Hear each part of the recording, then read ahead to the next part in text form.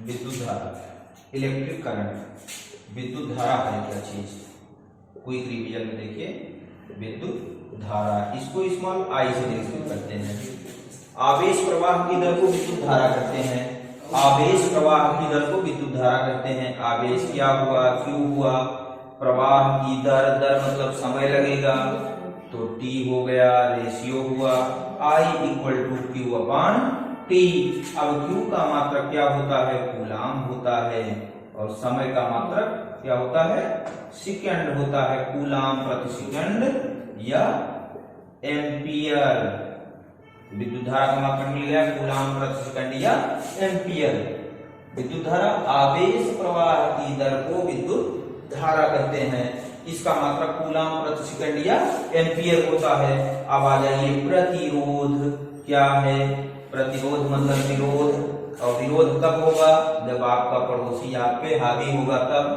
तो प्रतिरोध, प्रतिरोध को लिखते हैं R से, R, ठीक। अब देखिए, जो विद्युत धारा का विरोध करे, बहने वाली विद्युत धारा का विरोध क्या कहलाता है, प्रतिरोध कहलाता है।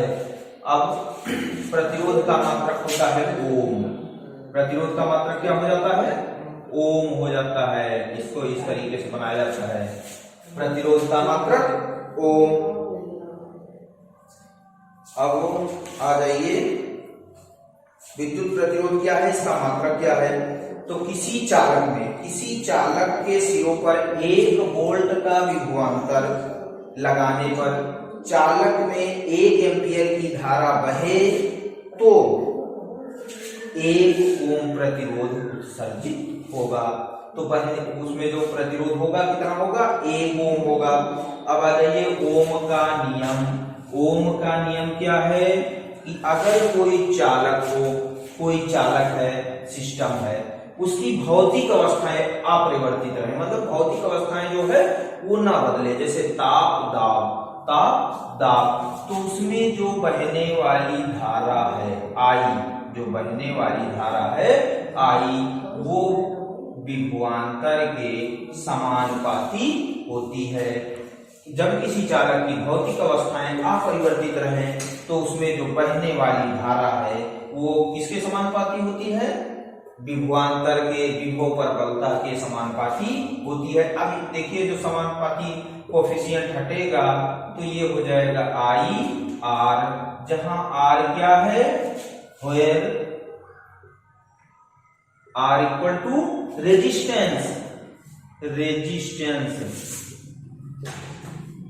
हिंदी में इसको क्या बोलेंगे, प्रतिरोध बोलेंगे। V बराबर I R, where R equal to resistance. ये हुआ ओम का नियम। कहीं कहीं आपको दे दिया जाएगा कि V बराबर आई आर किसका नियम है, किसका नियम है। अब यहाँ पे दे दिया गया ओम का, 2 पे बायो सिल्बर्ट का,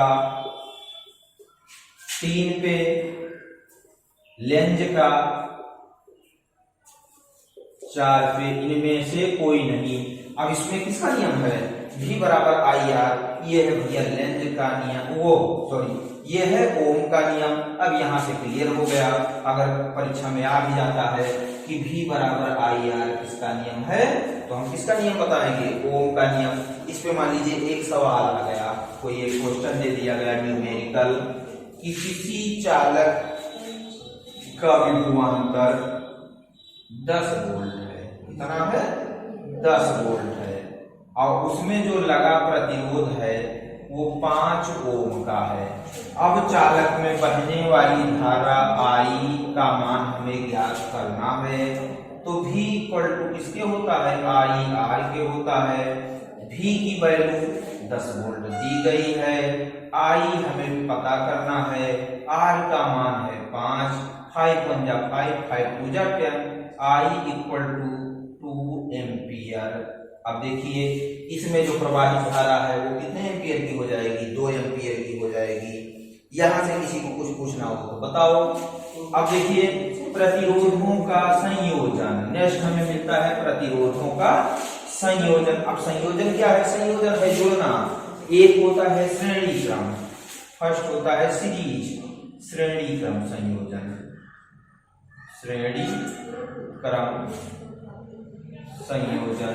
अच्छा, श्रेणी क्रम संयोजन है क्या भैया? जैसे एक के पीछे एक, एक के पीछे एक, एक के पीछे एक, कई मान लीजिए 2 प्रतिरोध है, पहले प्रतिरोध का दूसरा सिरा दूसरे प्रतिरोध के पहले सिरे से, इस प्रकार, और दूसरे प्रतिरोध का दूसरा सिरा तीसरे प्रतिरोध के पहले सिरे से, इस प्रकार से संयोजित हो, तो इस प्रकार का जो संयोजन होता है वो श्रेणी क्रम संयोजन कहलाता है। अब देखिए, यहां से जो हमारी धारा इसमें प्रवाहित होगी वो, उसकी कंडीशन क्या होगी? सेम होगी, वो अल्टरनेटिव नहीं होगी। अब देखिए, चूंकि ओम्स लॉ है V equal to I R, V equal to I R,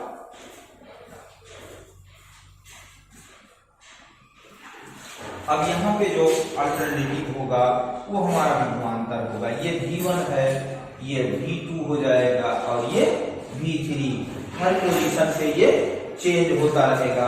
अब देखिए, यहाँ से जो इसकी धारा है, अगर धारा यहाँ पे 1 एम्पियर है तो यहाँ भी 1 एम्पियर होगी और यहाँ भी 1 एम्पियर होगी। ओम के नियम से क्या होता है? V equal to I R होता है।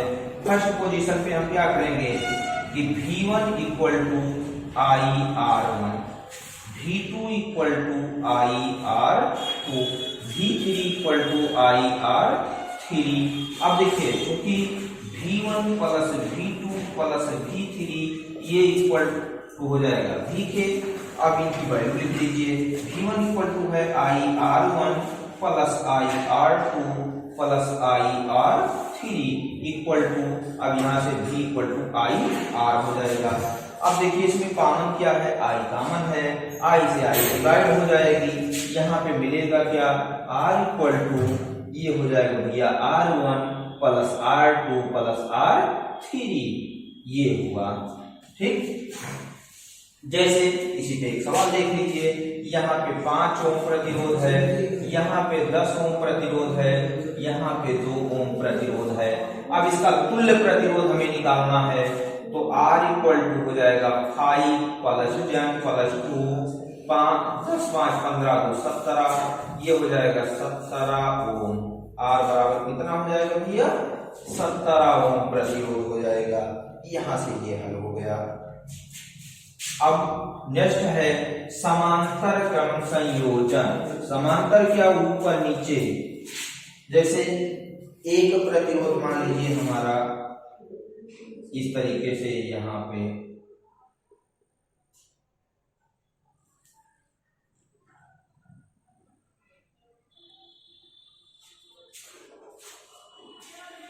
दूसरा यहाँ पे है, ये सारे किसी एक बिंदु से ऐड कर दिया जाएगा। चलिए भाई, हो सकता है चित्र गलत बन रहा हो।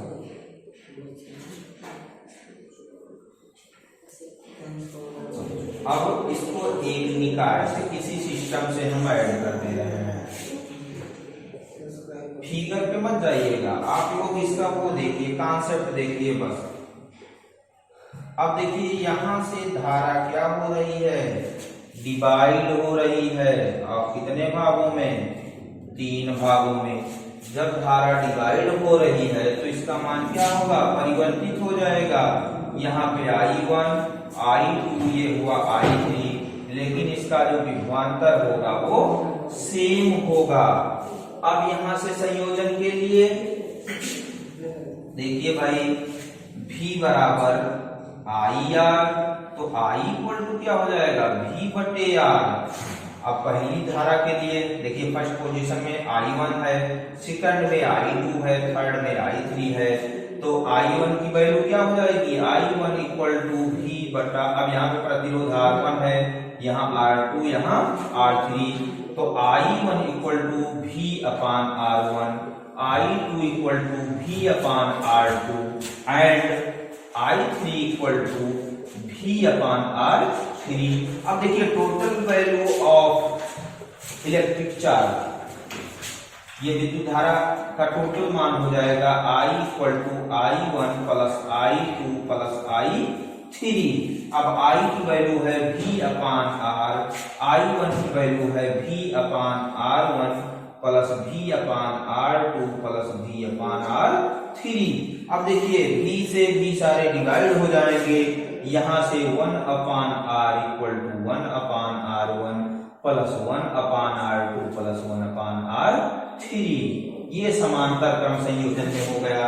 अगर यहाँ पे मान लीजिए 5 ओम है, यहाँ पे 10 ओम है, यहाँ पे 20 ओम है, अब इस तरीके से एक सीरीज बना के हमें दे दी जाए और कहा हमसे ये पूछा जाए कि इसका तुल्य प्रतिरोध ज्ञात कीजिए, तो जो 1 अपान R इक्वल टू हो जाएगा भैया 1 अपान 5 प्लस 1 अपान 10 प्लस 1 अपान 20। अब देखिए इसका एलसीएम हो जाएगा क्या 20, 5 4 जा 20, 10 2 जा 20, 21 जा 20, 4 2 6 7, 1 अपान R इक्वल टू 7 अपान 20 या R इक्वल टू हो जाएगा 20 अपान 7, 7 दूनी 14, 14 6 20, 7 6 56 और 7 5 35, R इक्वल टू ये नियर अबाउट हो जाएगा 2.9 ओम। ये हुआ, इस पे मान लीजिए सवाल पूछा जाए तो।